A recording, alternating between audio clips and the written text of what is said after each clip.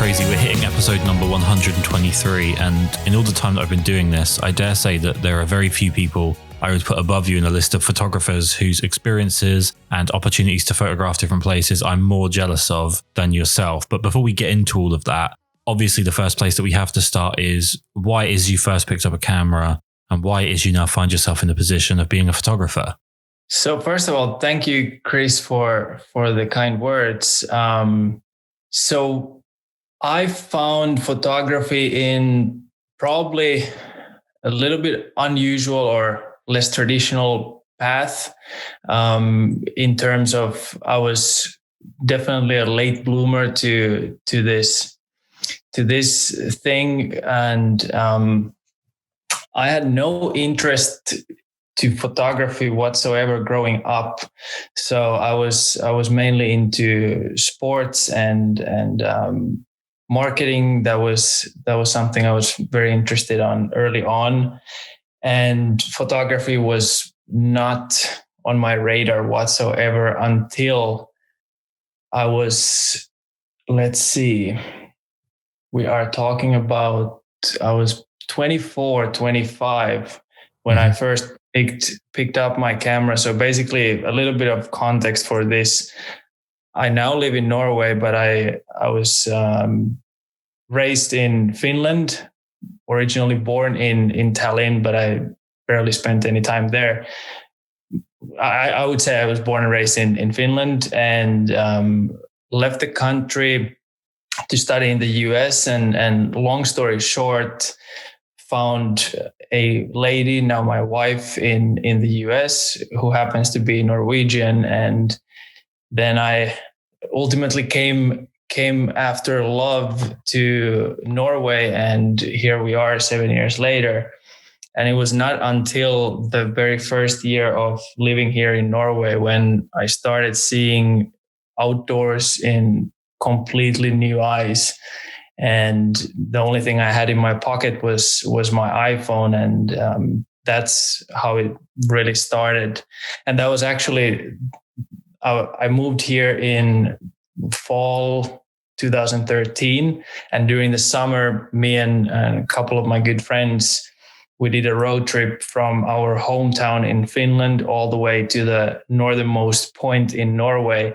And we drove down to the Lofoten coast, and I was sitting on the back seat. We were sharing driving responsibilities, and I remember it was midsummer, and I would look outside the window 2 a.m. and I could not believe what I was seeing, the light and the mountain peaks and the pastel colors. Like that was something that I had never seen before. And I remember it was like instinct that I had to reach out for my phone and just document what I was seeing and what I was feeling. And I would say like that was one of the early memories of photography in my life. And then a little bit later, I started gaining the interest in photography and started using my phone during that same season, the rest of the year 13, until I think we were talking about the end of the year. I was playing with the idea like, hey, maybe this is something I would actually really enjoy doing. Maybe I should invest in a little bit better camera than iPhone was at the time. And I was talking to a friend of mine who happens to be a photographer, much more experienced than I was. And he suggested that maybe, send an email to some of the little bit smaller camera brands and try to see if someone is willing to either loan a camera or let you use in return of some photos. And I thought the idea was completely crazy, and I couldn't understand why would anyone want to do something like that with me? Like, I don't know what I'm doing. Long story short, that same night I wrote an email and I sent the draft to my friend. He said, looks good, just adjust these and these things. I sent the email, and the next morning I got a response saying that, hey, yeah, we would love to do that. What kind of body and lenses you have been thinking of? And I knew nothing about lenses, so I just forwarded the email to my friend, who gave me graciously some advice on what kind of focal lengths could be good to start with, and so on and so forth. And that's how I got my first real camera, which is pretty ridiculous story, but yeah, that was sort of the first chapter of my photography, and of course, ever since I started using something else than my phone, and the interest was gaining exponentially as I started learning how cameras actually work. And one of the things you brought up there, obviously, is born and raised in, you're calling it born and raised in Finland, and now living in Norway. Norway being universally known as one of the most beautiful countries in the world. The only place in Scandinavia that I've been is actually northern Finland. From your experience, what are the differences between those two Scandinavian countries in terms of what you're seeing visually? What's there to experience as a photographer? The main difference is definitely the silhouette of the nature. In Finland, there is officially zero mountains.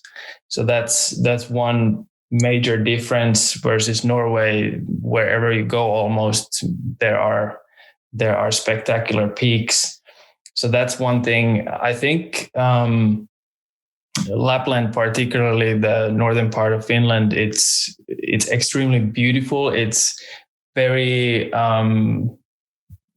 wild and not populated place in any way. There are some hubs and some resort areas where people have their cabins and so on. But the big difference is definitely that Norwegian nature is generally much more rough and taller peaks and mountains and fjords, versus Finnish landscape is primarily just rolling hills and forests and lakes.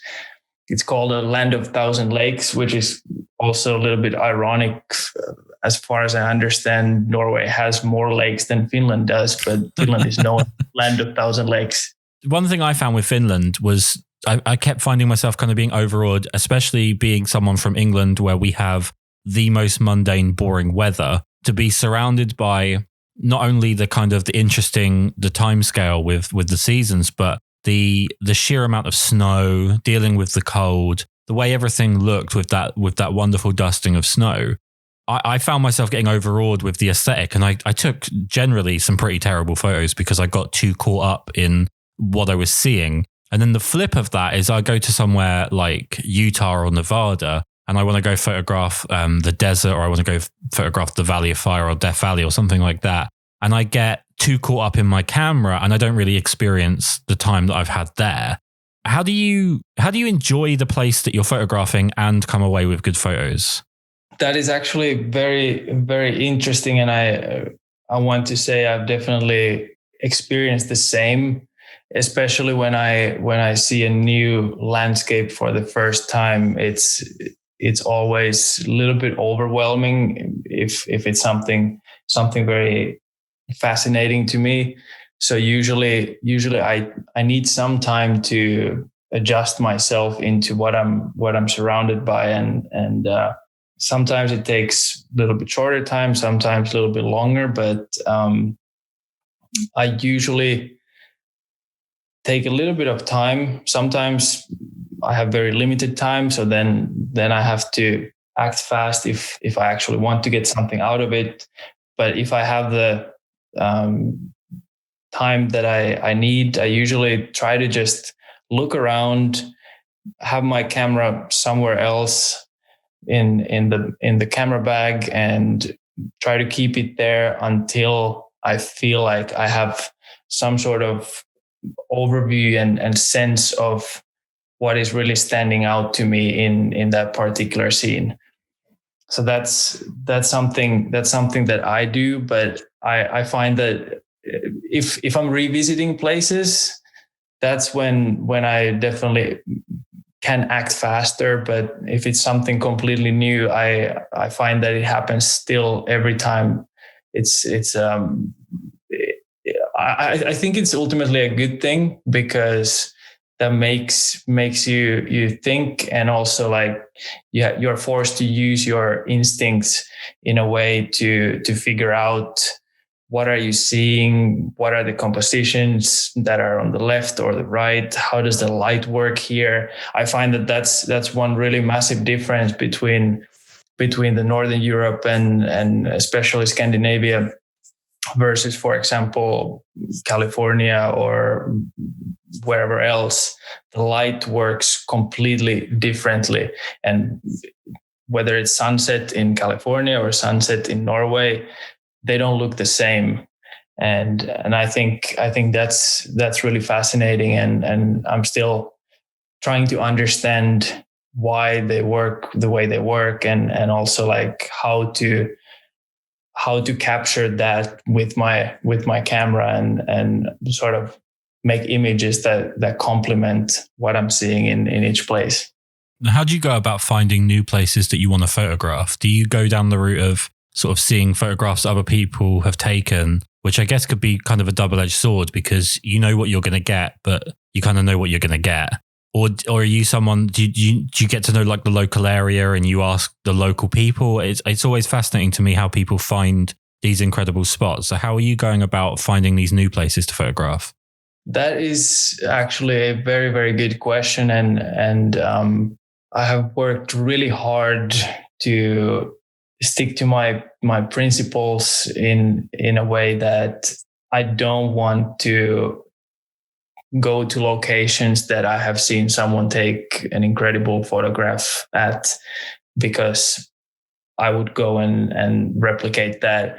I definitely, when I see other people's work that I admire and find inspiration in, I take notes, and rather than looking at particular photograph, I try to understand how the landscape in that place is. And actually more than even Instagram, I tend to use Google Earth for my research. Maybe the initial spark might come from seeing a photograph on the internet, or even more so these days in photo books. I consume a lot of those. I find that scrolling is very hard on my thumb, and I try to do that less and less.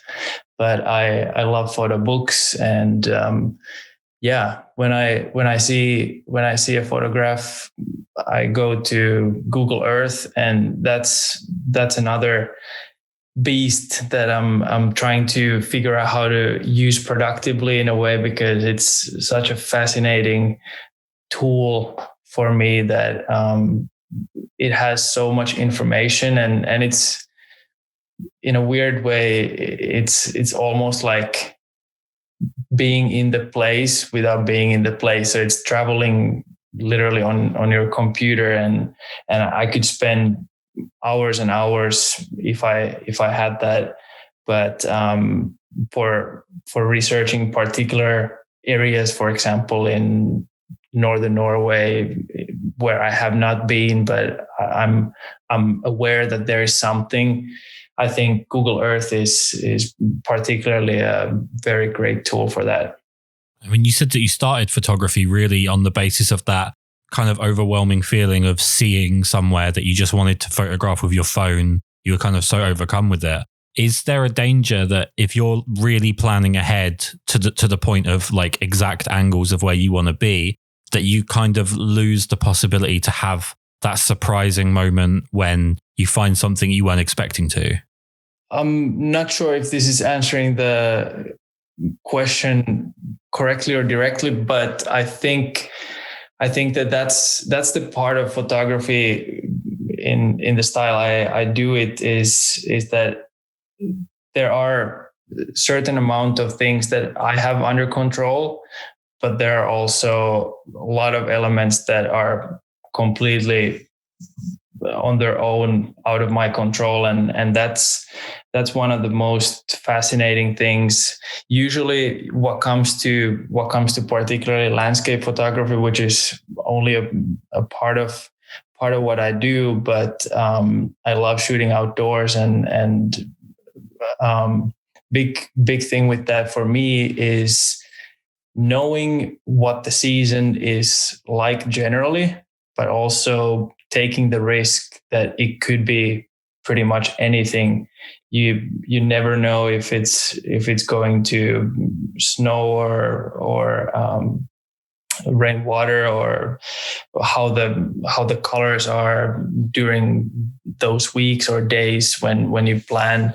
So it really comes down to research. You can have pretty good image of how it may look like, but at the same time anything can change just in a matter of hours even. And the places that I have enjoyed shooting the most are often places where the weather changes all the time, and the conditions are always very unpredictable. So I think that's one of the most fun parts, because you can only have control over certain things, which is enough for me. I accept that, and the rest is spontaneous. And actually, I would say that a lot of the times it turns out even better when something completely unexpected happens. The light changes, and there are these tiny little pockets where the clouds are breaking, and something happens, and like you get images that you could have never planned to get in the first place.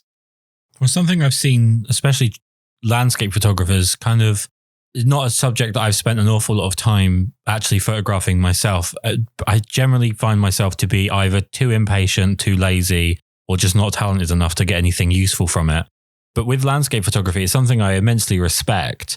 But it does seem like with the exposure of it on YouTube, what I've seen of it on YouTube in particular, is there are people that will travel halfway around the world with a specific photo in mind that they have to get, and then the weather conditions don't play ball, or whatever doesn't quite work out, and they just won't take a photo. They just won't even try and make something of the conditions that they're given.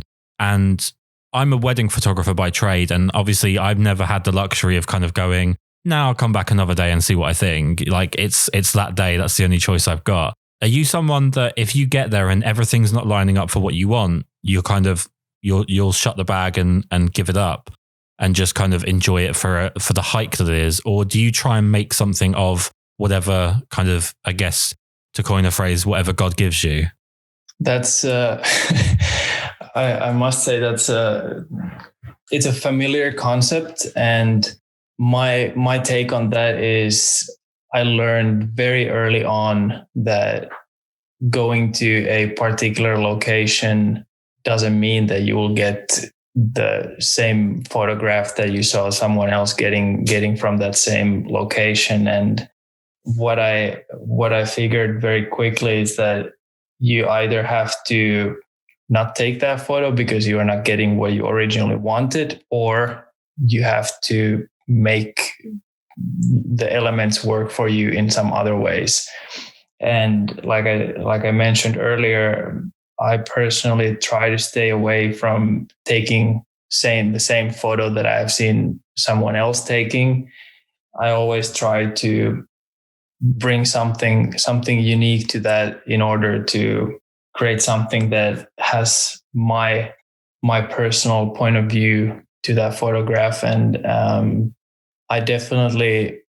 I prefer things to go somehow, not necessarily wrong, but something unexpected to happen.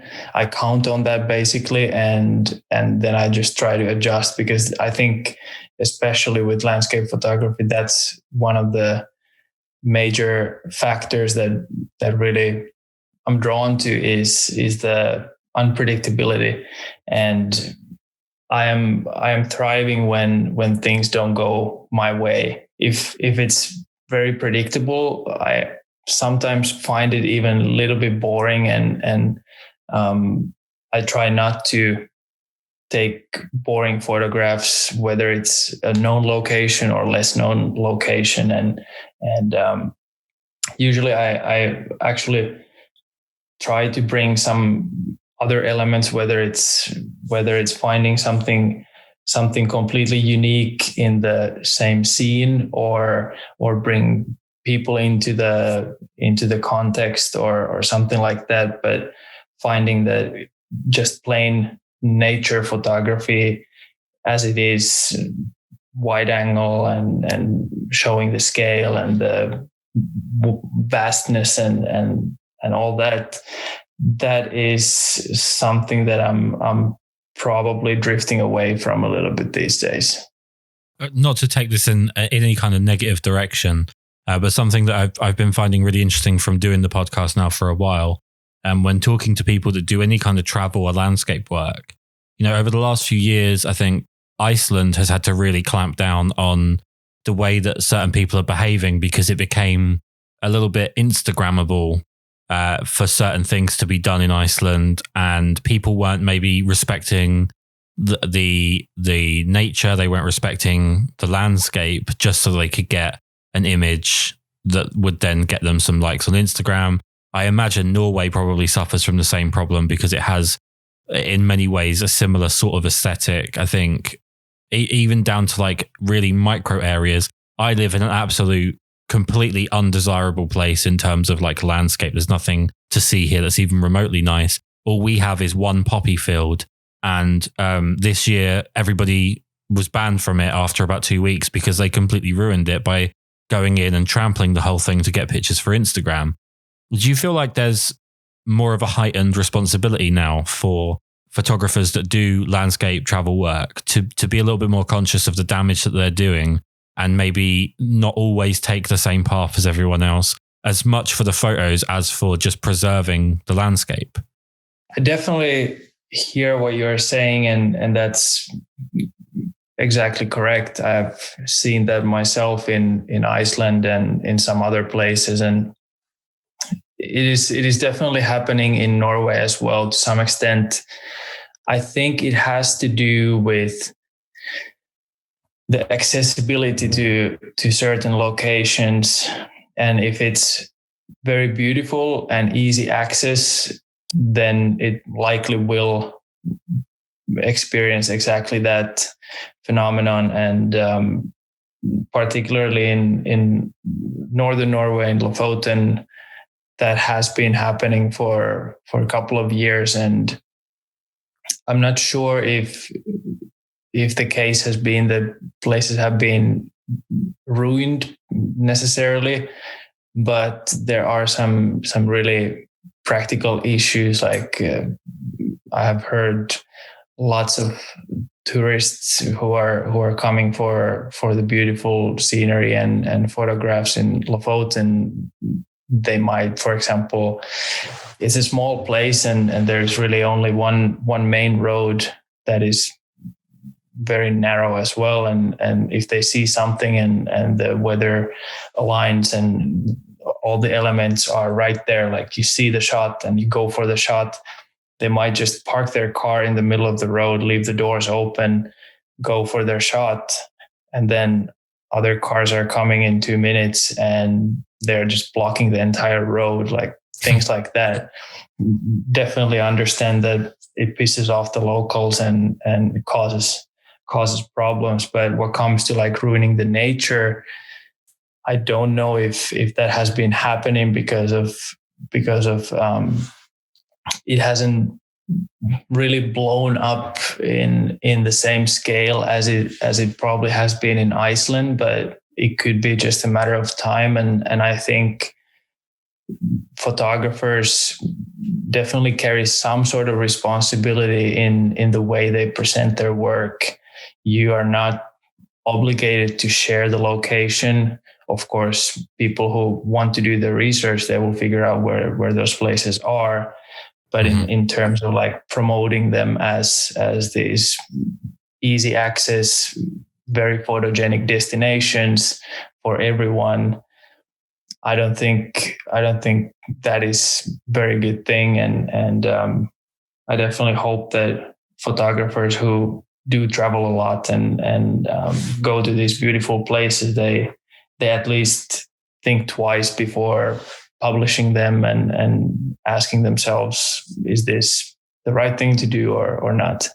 Do you think it would be a good thing in the same way that I think like the urbex community, the abandoned building photographers, they don't publish where they are when they show a photo because they don't want more and more people descending on that spot and it getting more and more vandalized and damaged and so on. Do you think that that's a good tactic for travel and landscape photographers to not sort of broadcast that information up front? And like you said, people, if they want to find out, there's ways to do their research, but for the sort of average casual observer, they would just be without the information and therefore less likely to be an issue in terms of lowering the foot traffic. I think that is actually pretty good thing, I would say. Obviously, like I said, if someone really wants to figure out where a certain place is, like the internet is your best friend and you will find eventually. But I don't see that sharing the locations carry any benefit to the photographer. So in that sense, if I see some or if I visit a unique place that possibly is at a risk of gaining more interest after that, then I definitely don't share the location. But if it's somewhat generally well-known location anyway, then I don't really care. But I think if there is any reason to protect that, then absolutely. I think that's a good thing to keep to yourself and enjoy it. And if you got some beautiful work from there, that's the main thing, and the location is irrelevant. Like I said at the beginning, huge fan of and slightly jealous of all of your amazing images, especially just the experience of the places that you've been. One thing that has to be the case with you, because of the amount of traveling that you have to do and the amount of hiking that I imagine is involved, you've got to be in pretty good shape. I'm imagining in the state that I'm in at the moment, I probably wouldn't be much use other than kind of getting out of the car, taking a picture and getting back in the car. But you also, I imagine you have to kind of really limit the gear that you're taking with you, so you're not carrying tons and tons of camera gear that's not necessary, because you've got to limit that weight and make the movement as humanly possible in terms of effort. How do you go about refining what's in your camera bag, and how little are you actually carrying with you when you go out to kind of do your average location shoot? That's a really good point. Actually, I haven't thought about it too much or talked to anyone about this, but I wouldn't say I'm in specifically great shape. I do exercise regularly and I run actively and go on hikes just for fun as well. So trying to keep my body moving, but going on missions in the nature with full camera backpack is pretty daunting, and I have done several trips where you're moving only by foot for several days, and last time I checked, my camera bag was something like 25 kilos. So it is definitely an extra weight, and I only bring what I really need, which is difficult because you want to be prepared for what's to come. And if I'm working with other people or for a specific project, then I usually know exactly the tools I will need. But if it's just for fun, I feel like I've had this struggle a lot more in the past where I would be carrying around some extra lenses and things like that just in case.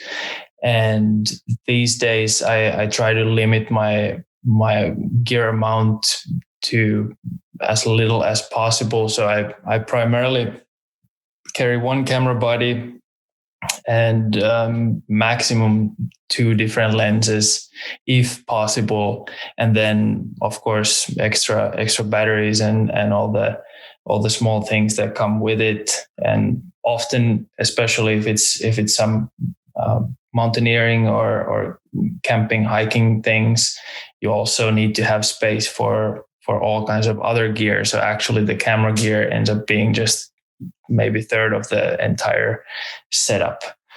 So sometimes the amount of gear is ridiculous, and usually what I do is, like, after every trip, I really just write down some notes, like, did I actually use this and this and this? And I try to be much more intentional when I pack for the next one. So there are things that I always think that I will use, but end up not using. So I have slowly learned how to drop off those things. And one thing that I struggle with massively, and it's definitely a mental thing more than anything else, is that I feel like if I'm photographing a landscape when I'm on holiday or whatever, compared to when I'm doing a portrait shoot, compared to when I'm doing a wedding, depending on what I'm photographing, I feel like I have to be a different photographer. I have to approach things differently. And I feel like with your work, you're a lot more, and this is just obviously from the outside, I don't know for asking, but I feel like from where I'm looking on the outside, your work is just whatever you're photographing, whether it be people, places, people in places, small details, it's always just you as a photographer. It feels a lot more like your personality comes through as the photographer. Do you view like a landscape shoot as opposed to photographing, a person? Do you feel like you have to be a different photographer? You have to approach it differently? Or is it just you and your camera, and whatever gets in the way is the way that you photograph it? That's a very interesting question. And thanks for saying that. I actually haven't really analyzed my approach or my work in that way. So it's very interesting hearing someone else put it in that way. I actually myself as well, I have background in wedding photography. There was going a little bit back in time to the starting.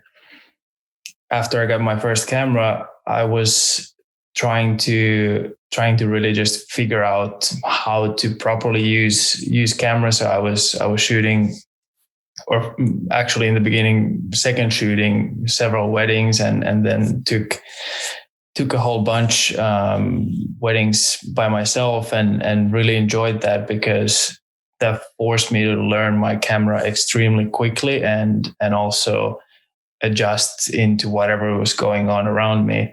So I'm very thankful for that season in my life. And I think there are several or many ways to approach photography. And a lot of people are saying that you have to find your lane and stick to that lane. If you are this type of photography, do that and become a specialist in that, and so on and so forth.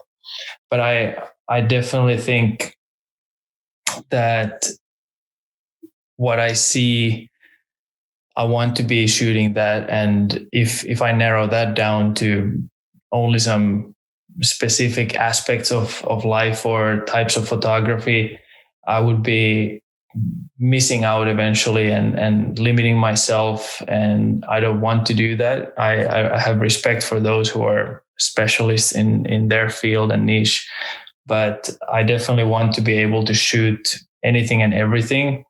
And there are areas in photography that I'm completely infant in, such as like studio photography. I don't know much about, and probably much more. But what I ultimately want is that I want to approach photography as something that is a tool for me to express myself, whether it's being outdoors, whether it's being in a party with people, whether it's, you name it. So I want to be using my camera as a very versatile tool to express what I see, regardless of where I am. So in that sense, like I don't really look much.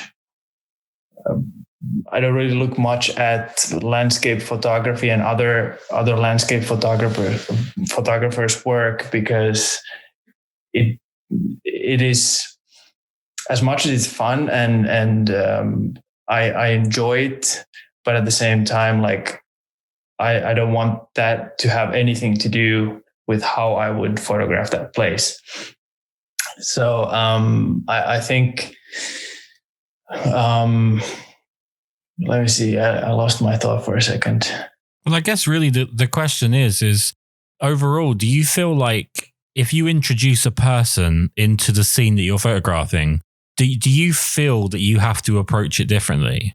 Do you feel like you have to change the perspective that you're shooting it from? Are you concerned with that person's opinion on the overall image, or are you still just photographing the way that you feel you should photograph?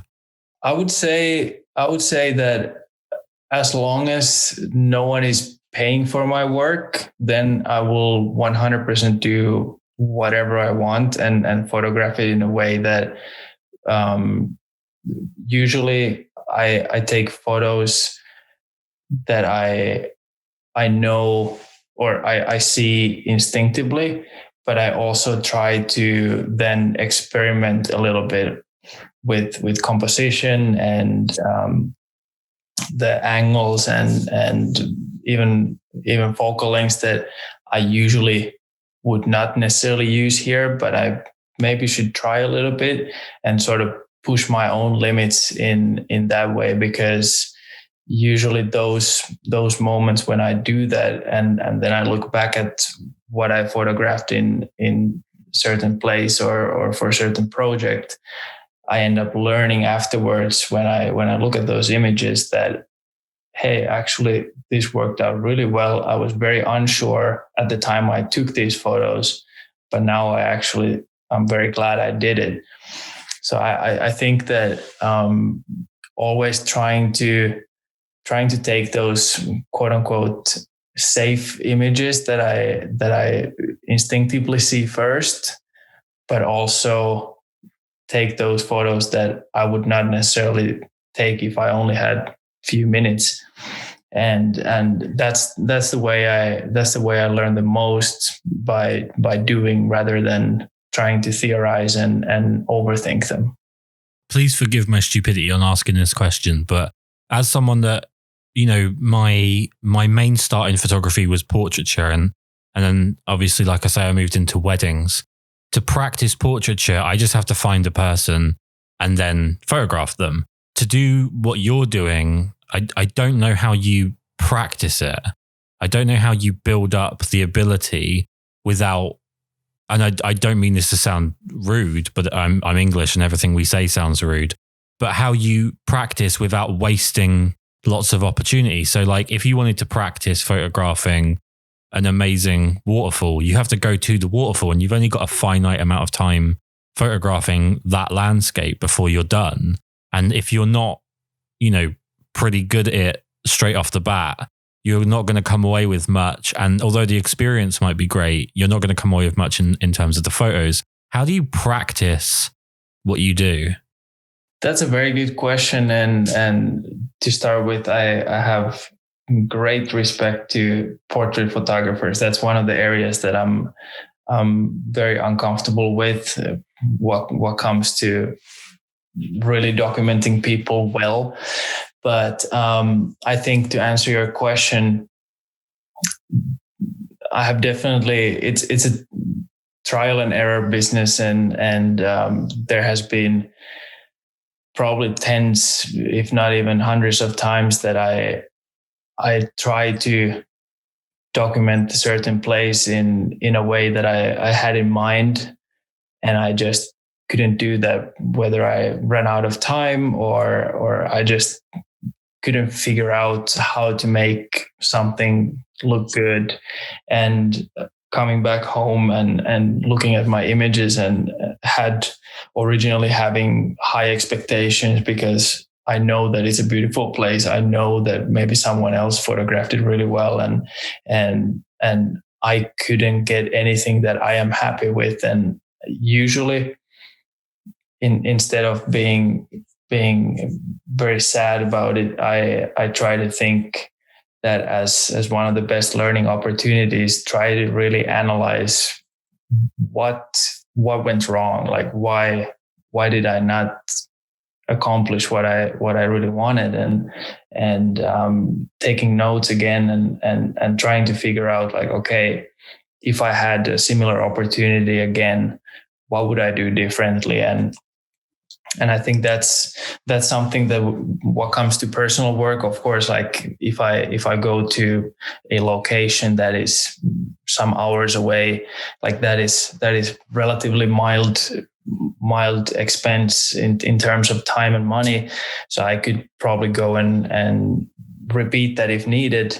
But then there are sometimes if I'm on a trip, let's say somewhere in the rural North America, in Montana, somewhere that, I'm documenting something that I will not have the opportunity to do twice, likely, then I'm definitely taking it much more seriously, in a way that if I didn't get what I want, then why did that happen? How do I do that? And I have a tendency to be pretty harsh on myself, and in that sense, really going deep, and that again comes to trying not to overthink things, but at the same time being very objective, and think like, okay, there was the light. It was not about that. There was X, Y, and Z. It was not about that. Maybe it was that my mindset was wrong for getting the images. Maybe I didn't notice certain things. Maybe I was too fixated on using some focal length that maybe could have worked much better with something else, and I just didn't think. So I think every time I go on a new, whether it's a trip or just one quick visit somewhere, I try to go through those mental notes that I have been taking previously, and be as well prepared as possible, so that when things happen in front of me, I'm well prepped and I can adjust as quickly as possible, and also come back with work that hopefully takes the expectation even further, and coming back with images that are different and better than I could have prepped for. So that's the ultimate goal with that. Really ridiculous question to ask in the face of all of that, but what do you find more joy in? Is it the experience of traveling to that place and seeing it yourself, or do you take more joy in having the photo that you can share with others? That's a good question, and I think it comes with different layers. First of all, it depends if it's just for personal reasons, and also, or if it's a paid project. So often I combine with my photography. I do outdoor lifestyle photography for clients, and that involves shooting out in the nature, usually implementing brands into my world as much as possible. So I would say for outsider, it's probably hard to see a difference if something was paid work or non-paid work. And I think that's a good thing. But it all depends that if it's just for my own fun, I definitely enjoy that I have all the creative freedom that I could ask for. So if I don't get anything, it's up to me. And if it's on someone else's dime, if they're paying for the time and skill set that they hired me to do, then of course there are certain deliverables and I'm expected to deliver.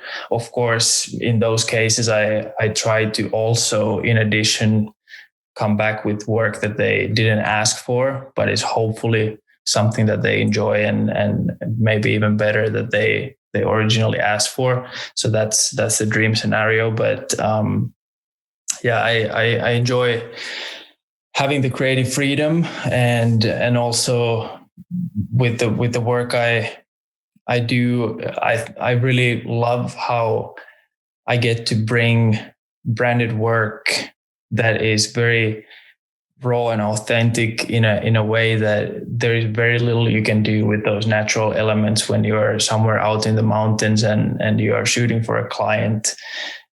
There has been many times when things go unexpected and if they had a shot list that usually goes out the window that second because the weather is not aligning with our plan and those kind of things. So that's usually when I get really excited because now we no longer have a plan. Now we have to improvise and that's usually when I thrive. So let's take a bit of a turn here. What was it that led you to take up producing YouTube videos? Now, before we get started on that channel entirely, I do have to say anyone that isn't subscribed needs to immediately go and subscribe because it's a wonderful YouTube channel. But what is it that was it a branding thing? You wanted to kind of have more of yourself out there, or was it you wanted to show people the behind the scenes of what you're doing? What was it that really made you want to make YouTube videos? Well, thank you for saying that. First of all, I think to answer your question, it was probably a little bit of all of that, but the main reason was that we are now talking about roughly a year and a half ago. I had not taken a single video clip in my life except what I have maybe done with iPhone, and usually lives and stays in my iPhone. Right. The main trigger for starting the YouTube channel was to learn how to put together a basic video, and I have a handful of friends who are doing video work and also YouTube on very advanced level, and I have been following what they do and the beautiful work that they create, and I felt like I at least want to be able to put together a simple video because that's something that I have never touched. I have never even tried. I don't know if I would enjoy it, but now it's definitely time to at least give it a go and sort of accepting that I'm starting from absolutely zero. So it's not going to be very beautiful. It's sort of like overcoming the inner voice that says that why bother, because it's probably going to look very bad because you're complete amateur in that, which is 100% true, but being fine with that and regardless putting out things that sort of showing publicly my learning process. That was the idea, and kind of challenging myself in a new way that is hopefully fun. And so far it has been incredibly fun putting together those videos. And still I use Premiere Pro for editing and the first couple of films, like it was such a nightmare to try to figure out like every new question I had to go Google those and watch countless YouTube videos, how to do this and how to do that. And there has been some frustrating times with putting together videos, but I think it's ultimately a super fun process. And I feel like now I at least know how to put clips together and export them and upload them to YouTube. So we're on the right track, hopefully. Well, to your point, it's like people say, if you idolize someone for something, if you idolize a photographer, if you idolize whoever, for whatever they do, there was a point that they did that thing for the first time and they sucked at it. And the reason they've got to where they are now is because they took that first step. And if you worry too much about putting something out or working on something new because you're going to suck at it because it's the first time you're doing it, well, everyone sucks at everything the first time they do it. So just get over it, get on with it, and get to the point where you're getting good at it. But you can't get there without taking that first step.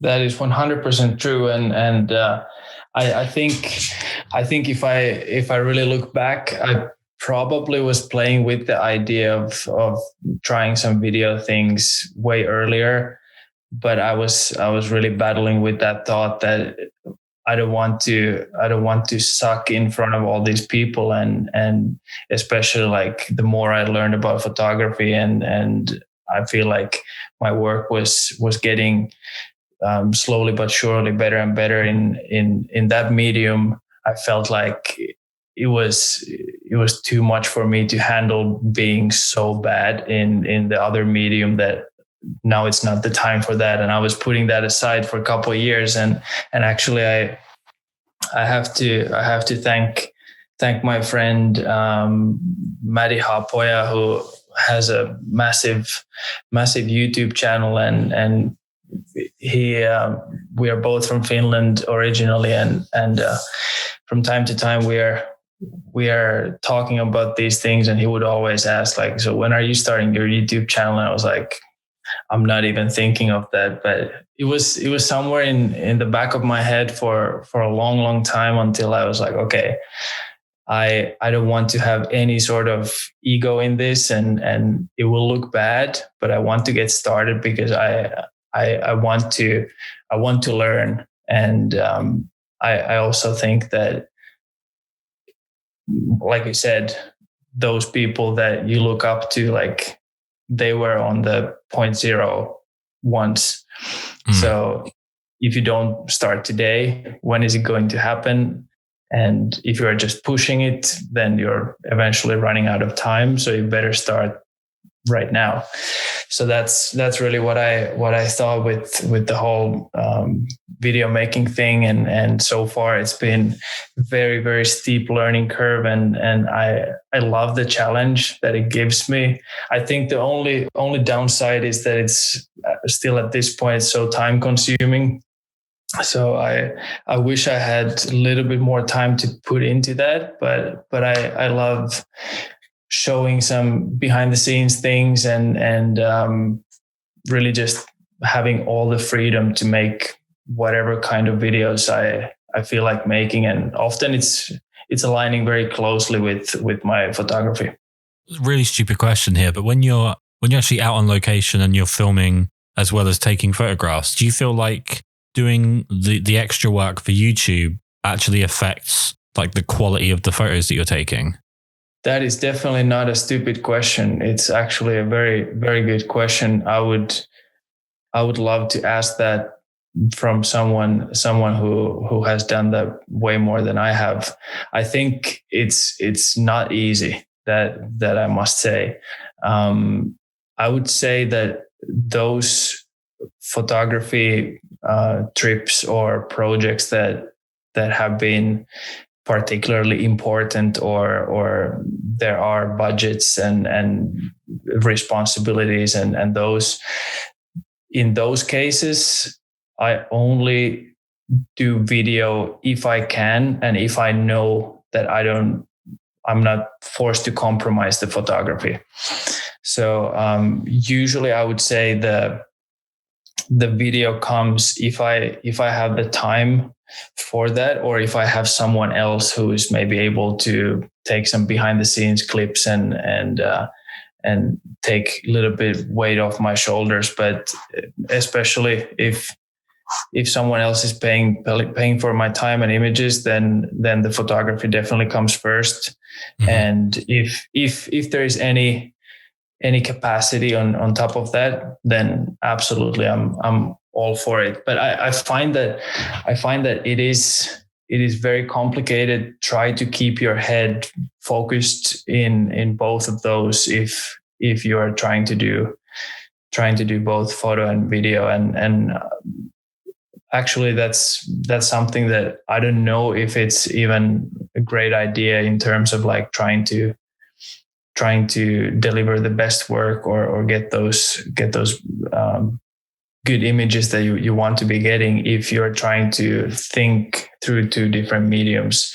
I find that definitely video does take the backseat in that hierarchy, but I hopefully become more and more capable of sort of doing the video on the side effortlessly enough so that I don't need to really think about it, but I can really just focus on photos, because that's definitely still the main thing for me. And I would label myself as photographer over videographer in every way. Well, when I first messaged you about coming on the podcast, you gave me one of the best delayed yeses I've ever had, which was to say that you're just prepping for a trip to the Arctic for a shoot, and that we'll talk when you get back. And that's a pretty good excuse, all things in. That's a pretty great excuse. You've obviously said about the beginnings of photography for you, that amazing feeling. Since then, what is the real standout moment for you as a photographer? What's the location that just kind of stands above all the others in your mind? What's the experience that at the moment you look back on as being like the peak of the journey that photography's taken you on? That is, again, a great question. I think looking back 5 years, I had been traveling in lots of places and usually cities and sort of more popular places and really enjoyed that. But I find that the more I travel and the more I think of where I would want to travel, the past few years have been really wild and taking me to places that I definitely didn't even know exist to some extent, and especially the most recent trip to the Arctic in Svalbard. That was one of them. Another one being the Montana State in the North America or northern US, and those two places are particularly very remarkable in a way that they are so far from home. They're so different. They're in their own way so uncomfortable.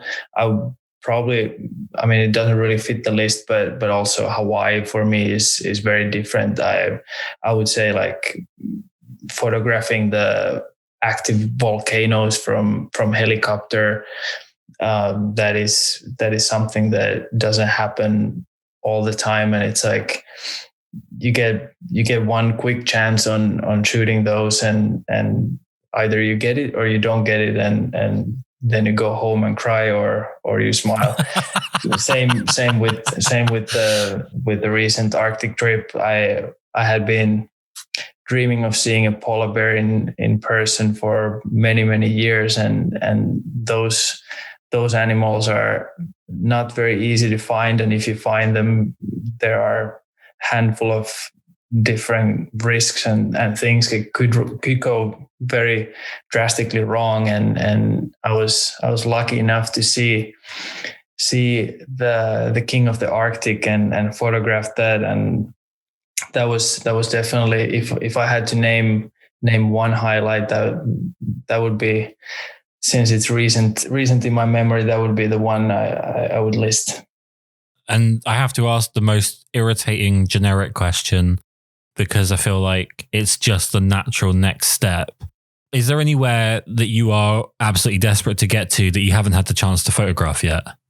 That is actually something that I thought of earlier today and in the past few weeks. For some reason, I'm very drawn to the polar regions and cold. I don't know what it is. Maybe it's my Finnish blood or the fact that I have practiced the ice swimming my entire life, but for some reason, cold is my comfort zone, and or maybe that's a wrong word. It's not, it's very uncomfortable, but at the same time, I find a lot of joy in this weird way of suffering, I would say. That being said, I definitely want to experience Antarctica. That's on my list on the top. And I don't know with the current state of the world how that works, or if it's going to happen anytime soon. Currently working on that project, trying to figure out different ways how that may look like. But hopefully that's the one. Another one I have not seen is Greenland. That's something very, very fascinating. Not necessarily for the landscape though, but I find that both Greenland and the northern Canada, they have extremely interesting people groups, and I would love to really dive deeper into the way of living and understanding the history and the culture, since they are living so remotely and in so differently from the rest of the world. And of course, like that is, there are very, very similar groups of people in also warmer places, but for me, those northern regions are very fascinating at this point in my life. Well, if I was to be trusted with giving you your next destination myself, and somewhere I'd love to see you photograph, and in particular, I'd love to see you kind of create a project out of, maybe a book, something like that, would be somewhere like the Faroe Islands, somewhere that's really overlooked mostly by sort of North Americans and mainland Europeans and in the UK. But I feel like with your perspective and the way that you photograph, I'd love to see your approach to like the people, the landscapes, and, you know, just the general scenery of the Faroe Islands, because it's a less documented place than some of the others. I mean, if you want to go Antarctica, I'm down for you making a book out of that as well. That would be pretty cool. Maybe even somewhere like north of Vancouver in Canada, where you can head up and get pictures of like the ice bears and pictures of the reserves and stuff. I think one thing that I find so infinitely fascinating about photography, and I apparently am fairly alone in this, is that I'm always just really excited to see what other people are doing, almost more than I'm excited to do anything myself, which is probably just me being lazy. But I'm just a really big fan of photographers, and it's always exciting to see what they've got coming up next. And you need to release some books so I can buy some books. I want to ask you a really frustrating negative question, and then I'll slowly let you depart from the podcast, because you've been extremely patient with me so far. In terms of your own experience, what's the hardest part of photography for you? Hardest part of photography for me is, I would say that it doesn't directly have anything to do with photography itself, but it's probably time management in a way that, for me, doing this full time and this being something that I want to make a career out of, that is long and hopefully very prosperous. I think business side is extremely important, and that is a big part of what I do. And I think in order to make a successful photography career that also pays the bills, I think you have to know the business side quite well. So I feel like managing your time in a way that you also have the time for the creative work, time for going out and shooting just for fun, while you are also taking care of the business side. I think that's a difficult one, and I find that I have, during the past couple of years, become better and better at that, and being your own boss and sort of self-disciplined in a way that setting up good routines and making sure that things actually are taken care of, and it's not just like this sort of ebbing and flowing chaos and mess all around you, and trying to really just make plans for each day and month and year, and stick to that. I think that has been hugely beneficial for me, and that's something that I constantly work on, and try to make sure that my systems are dialed in so that I can have the sort of capacity in my schedule and in my brain as well for all the creative work. And my last question is, it's a bit of a Debbie Downer, but I'm going to go for it. You're someone that thrives on new locations, new interesting places, the great outdoors and so on. And of all the places to be limited in travel, I feel like Norway's not a bad place to be. But how have you kept yourself positive? How have you kept yourself creative this year through all of the nonsense that's gone on in the world? That's a really, really good question. I think the routines that I have built up for myself, those have helped. And particularly out of all those, running has been one of the most important things. I think doing what I do, I sit behind a computer way too much, whether it's planning some new missions and writing down ideas and that sort of things. I look at screens way too much. So I find it extremely important to take regularly time. Me and my wife, we have a dog, so he's forcing us to go on walks. And actually I find that I keep taking longer and longer walks every day. So I'm trying to at least get 10 kilometers each day. So that's something that gives me fresh air and keeps me looking at the nature. We live in a smaller town here in Norway, so we have forest and big lake and some mountains right next to us. So it's a good place to be outside, and that's one of the big things. And also I try to read books and really just do those basic things that people were doing 50, 60, 100 years ago that keep me grounded. And because it's way too easy to get caught up in the whole information cycle and Instagram feeds and Twitters and YouTubes and all those. And that definitely happens some days. I end up just looking at my screens all day long, and I really feel like crap at the end of the day. And then I'm like, okay, now it's time to get checked in again and stick to the routine. So I think that has been good. So definitely exercising and trying to eat well, trying to stay out of junk food. I think that's something that also running helps with. When I have my nutrition dialed in, then also I enjoy being running more, and I feel better, I sleep better, and that has been very, very helpful for me. So maybe that's a simple answer, but I think that's what has worked for me so far. Try not to think of the world situations too much.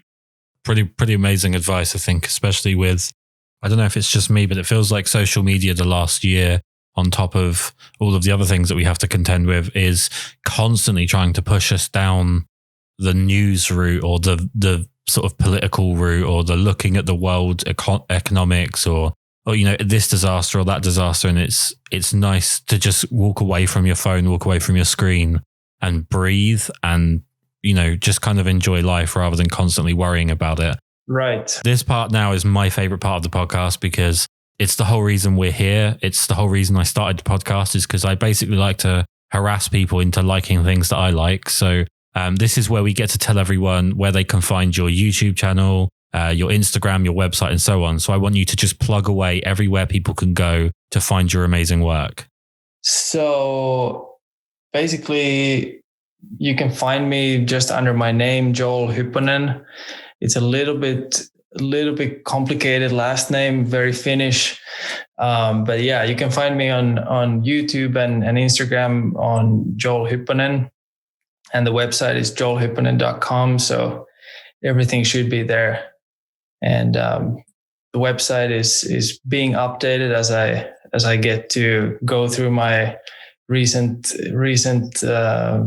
hard drives and do that. That's also one of those ever-changing battles, trying to keep those platforms up to date. It's something that I think every photographer struggles to some extent. Also, I have to go back slightly into one of your or points, regardless the dream destinations, and you mentioned Faroe Islands. I think it's a very, very great idea, and I would love to do that. But my dear friend, fellow photographer Hannes Becker, he has, and actually as we speak, he still is there. He has spent probably now 3 months documenting that place, and I don't think anyone has spent that long time just documenting the entire island and the people and sort of getting access to the community there like he has now. And I was just talking with him on the phone the other day, and he's making a book out of that. So that's not something for me to do, but I'm excited for his book, and I will find my own destinations. But coming from you, that was absolutely a great idea.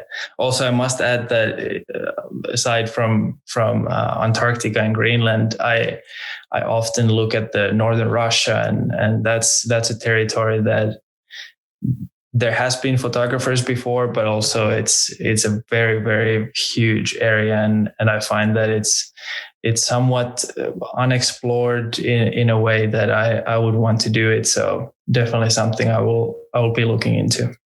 You're not just a talented man, you're a wonderfully nice person as well. Thank you so much for taking the time to talk to us. Thank you very much, Kris. It was a pleasure talking to you.